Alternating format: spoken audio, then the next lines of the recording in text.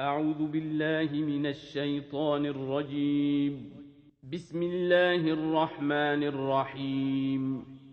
الحاقة. ما الحاقة؟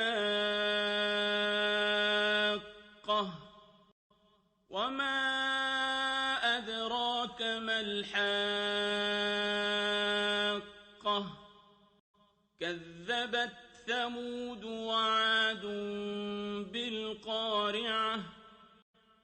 فأما ثمود فأهلكوا بالطاغية، وأما عاد فأهلكوا بريح صرصر عاتية سخرها عليهم 7 ليال و8 أيام حسوما، فترى القوم فيها صرعى كأنهم أعجاز نخل خاوية، فهل ترى لهم من باقية؟ وجاء فرعون ومن قبله والمؤتفكات بالخاطئة، فعصوا رسول ربهم فأخذهم أخذة رابية. إنا لما طغى الماء حملناكم في الجارية لنجعلها لكم تذكرة وتعيها أذن واعية. فإذا نفخ في الصور نفخة واحدة، وحملت الأرض والجبال فدكتا دكة واحدة، فيومئذ وقعت الواقعة. وانشقت السماء فهي يومئذ واهية، والملك على أرجائها، ويحمل عرش ربك فوقهم يومئذ 8. يومئذ تعرضون لا تخفى منكم خافية.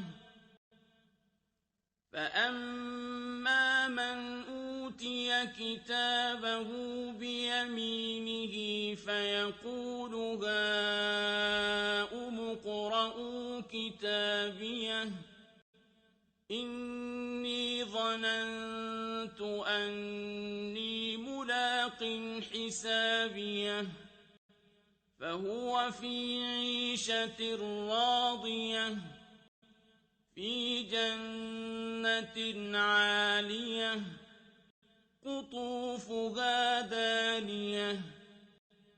كلوا واشربوا هنيئا بما أسلفتم في الأيام الخالية.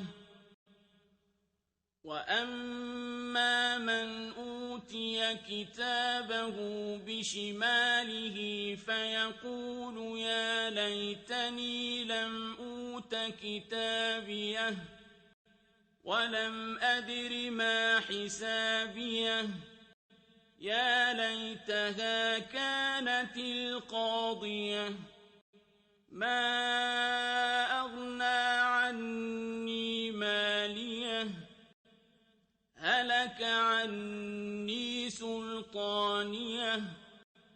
خذوه فغلوه ثم الجحيم صلوه ثم في سلسلة ذرعها 70 ذراعا فاسلكوه إنه كان لا يؤمن بالله العظيم ولا يحض على طعام المسكين فليس له اليوم هاهنا حميم ولا طعام إلا من غسلين لا يأكله إلا الخاطئون فلا أقسم بما تبصرون وما لا تبصرون إنه لقول رسول كريم وما هو بقول شاعر قليلا ما تؤمنون ولا بقول كاهن قليلا ما تذكرون تنزيل من رب العالمين ولو تقول علينا بعض الأقاويل لأخذنا منه باليمين ثم لقطعنا منه الوتين فما منكم من أحد عنه حاجزين وإنه لتذكرة للمتقين وإنا لنعلم أن منكم مكذبين وإنه لحسرة على الكافرين وإنه لحق اليقين فسبح باسم ربك العظيم